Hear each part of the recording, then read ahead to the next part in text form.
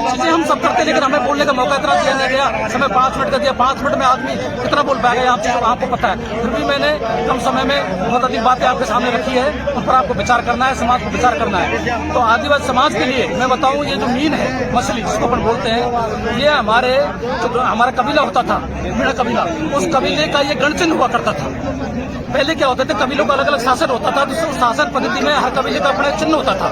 जैसे हमारा एक गोंड कबीला है, उसका चिन्ह है सिंह शेर, एक कबीले का सर्प है, किसी का क्या है, तो हमारे मीणा कबीले का चिन्ह होता था मछली, क्योंकि ये भी प्रकृति का हिस्सा है। और हमारा आदिवासी समाज सदियों से प्रकृति और पुरखा शक्ति को मानता है, इसके अलावा हम किसी चीज को नहीं मानते। हमारा कोई भगवानों से, हमारे भगवान हमारे महापुरुष है और हमारे घर वाले हैं, हमारे माँ बाप जिन्होंने हमको जन्म दिया।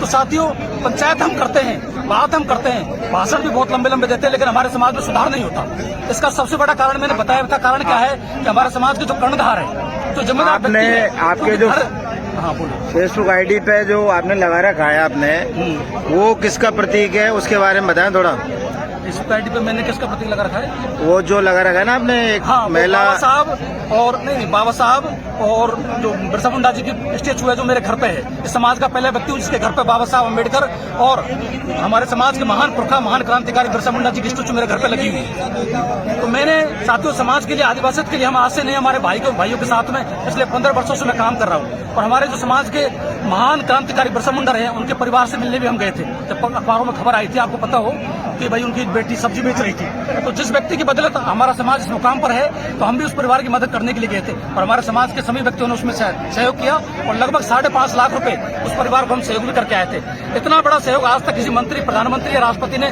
तक उस परिवार को नहीं किया है। तो मेरा आदिवासी समाज से यह आग्रह है कि हमारे समाज में जो आदिवासी हमारी व्यवस्था है, इसको मजबूत किया जाए। साथियों, समाज से बड़ा दुनिया में कोई नहीं होता, ध्यान रखना। हम आज जो भी है, इस समाज की बदौलत है। इस समाज का प्रमाण पत्र लगा करके हम IAS बने, डॉक्टर बने, इंजीनियर बने, प्रोफेसर बने, और मैं खुद डॉक्टर बना, इस समाज का सर्टिफिकेट लगाकर। तो समाज का सबसे बड़ा एहसान है, और वह एहसान जब चुकेगा साथियों, इस समाज को पाखंड से बाहर निकालेंगे, आदिवासी को मजबूत करेंगे, कबीले को मजबूत करेंगे। और इसको मजबूत कौन करेगा?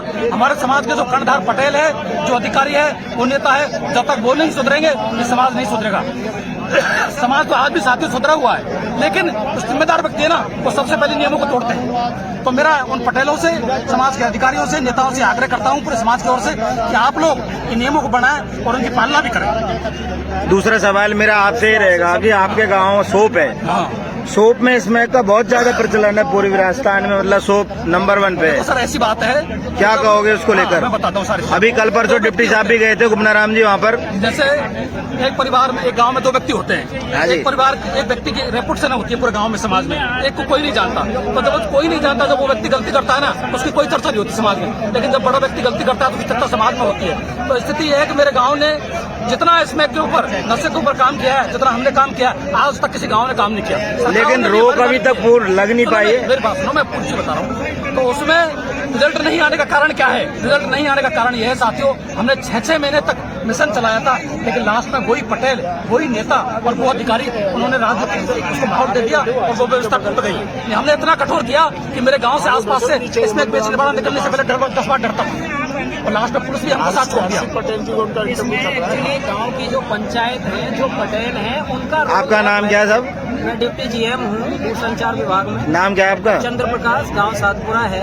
दरअसल आपके गांव में तो बिल्कुल नहीं है, धूम्रपान भी नहीं है, या बीड़ी सिगरेट पी रहे वो भी है? बताना चाहूंगा कि सातपुरा गांव में पिछले 300 साल से किसी भी प्रकार का धूम्रपान, मद और जो है नशे का प्रचलन नहीं है। और वहाँ हमारी मान्यता है, हम केवल एक ईश्वर को मानते हैं और किसी प्रकार की कोई पूजा पाठक नहीं होता है। आज जो मीणा समाज है, वो ज्यादातर यज्ञ, महायज्ञ, कथा और सप्ताहों में अपना अमूल्य पैसा खर्च करता है, जबकि जो परमात्मा और ईश्वर है, वो इन चीजों में नहीं है। वो तो केवल जानने और मानने की विषय वस्तु है। लेकिन आदमी दिखावे के लिए अपना 2 नंबर का पैसा उनमें खर्च करके और गाँव में अपनी मान्यता स्थापित करने के लिए ये सब करता है। तो इसके लिए इस पंचायत में भी इस मुद्दे को उठाया है कि जिससे महापंचायत में ये निर्णय हो कि आगे से हम किसी भी यज्ञ प्रथा का जो है आयोजन नहीं करें। क्या आप मानते हो ईश्वर है? ईश्वर केवल जानने और महसूस करने की चीज है, किसी पत्थर में नहीं है, किसी पानी में नहीं है। अगर कुंभ में गंगा स्नान करने में ईश्वर होता तो वहाँ के जो कछुए हैं, मछलियाँ, उनको तो भगवान प्राप्त हो जाना चाहिए था। लेकिन ईश्वर केवल और केवल खुद के शरीर में है और उसको मानने और जानने की आवश्यकता है। क्या आप हवा को ईश्वर नहीं मानते? क्या ऑक्सीजन को नहीं मानते आप? जो प्रकृति ने हमें दिया है उस चीज को आप नहीं मानते? 5 तत्वों से ये शरीर बना है और इस शरीर में फिर जो प्राण व्याप्त है वो इस आकाश तत्व है।